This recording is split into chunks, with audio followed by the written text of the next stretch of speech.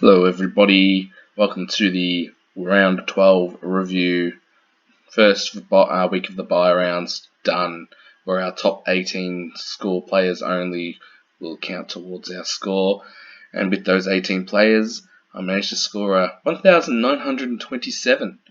And that was ranked 13,940 for the week.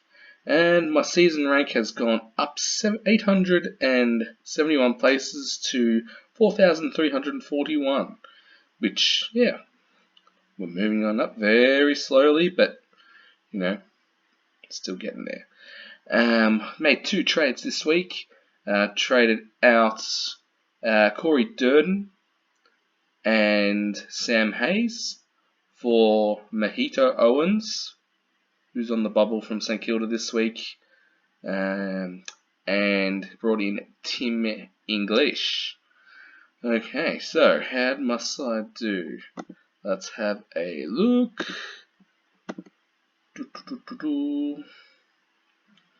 Okay, yeah, so defenders, I had 3 in the background, playing in the back line this week. Sicily with a disappointing 98. Sort of gave a couple of free kicks away, 150 as well, which I think was, a bit harsh. Jordan Dawson with a 106, and Paddy McCartan with a 95. We'll talk more about him later. But yeah, everyone else had the bye, so yeah, a bit worried only having 3 defenders available. But yeah, obviously everywhere else, we were okay. Clayton Oliver, 134. Was thinking about putting the C on him, but obviously ended up not putting it on him. Lockie Neal, 87. First score under 100 for the year. And I'm pretty sure there would have been a few people that would have put the VC on him as well. Rory Laird, thought, put the C on him. He'll absolutely smash a depleted West Coast team.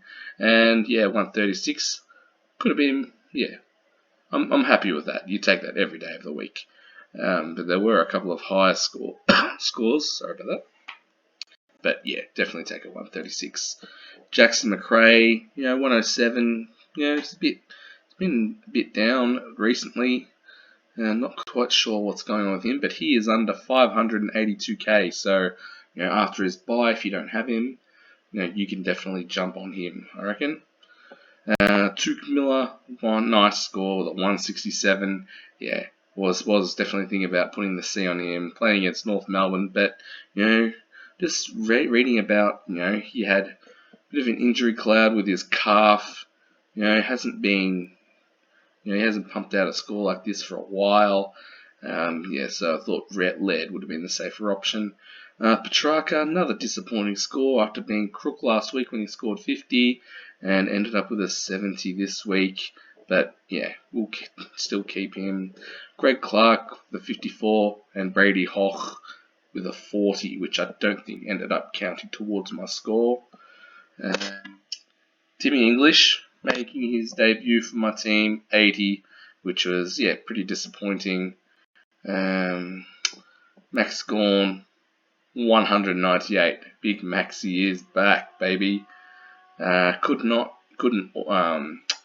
bring Melbourne over the line for the win again. Or Nam. Were they still called Nam this week? I'm not sure. But yeah, 198, great score.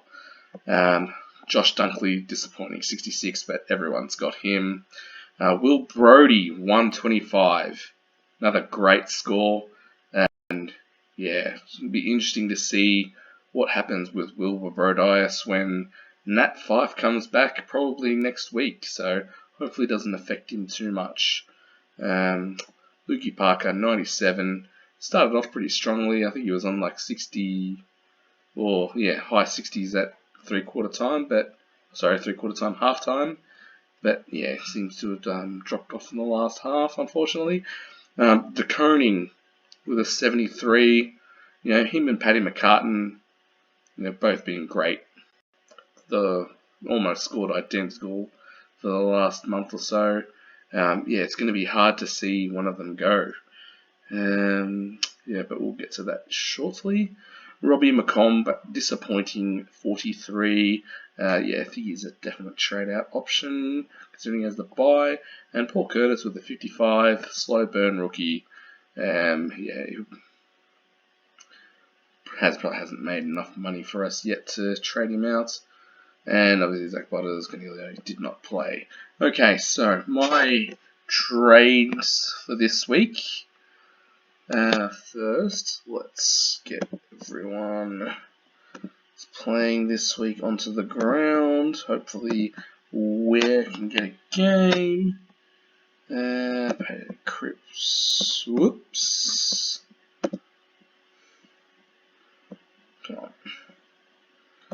Okay, Miller. Oh no, not Rioli on my ground, actually. Very worried about putting Willie Rioli on my ground. Prusy. Hopefully he can play this week. Otherwise, it might be another trade option that I might have to consider. Butters and Knigliok. Okay, so what I'm thinking of doing is gonna have to say goodbye to either De Koning or Paddy McCartan, who were both on their bye and both have been great. I don't think De Koning has scored in the 90s, so yeah, we've seen Paddy McCartan do that, and happy to keep Paddy McCartan as cover for the rest of the year, hopefully. And so, thank you for your services, Sam De Koning, but I'm going to have to trade you out. And I'm going to put sub Tim English into my forward line, and we are going to look at someone who was picked up in the last week in the mid-season draft, and we are going to put him as a cheap R3, and if he plays, great. If he doesn't, yeah, he'll be a handy, captain loophole. So, yeah, that's trade number 1.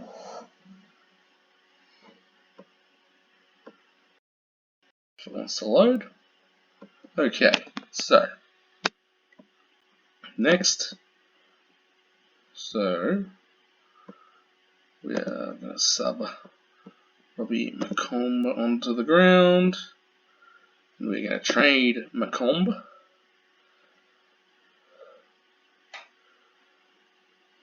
So we've got 553, 200, and we are going to trade in Zachy Merritt. Yes. So yeah, after sort of after he copped the hit against Sydney, had a low score. He's bottomed out now. He's got the runs on the board. He's had top 10 finishes before, averaged 110 plus. So yeah. So what we got next week is we got 1, 2, 3, 4, 5, 6, 7, 8, 9, 10, 11, 12, 13, 14, 15, 16, 17, 18, 19 players, if they're all selected. So yeah, a bit of question marks on, I think Rioli is supposed to going to stay in the side. Will Paul Curtis get rested? Surely not, because they'll have the bye next week, North Melbourne. Will Bruce get picked or be named emergency again? Although, Flynn didn't have a great game last week. Machito Owens, surely he keeps his spot on the side. And Jacob Ware. I'm a bit wary of Lockie Whitfield and Adam Kennedy coming back in the side. But, yeah, hopefully, I just need you at the very least this week, Jacob. Come on, mate. So that's how my team's looking. Hope you have a good one, and see you.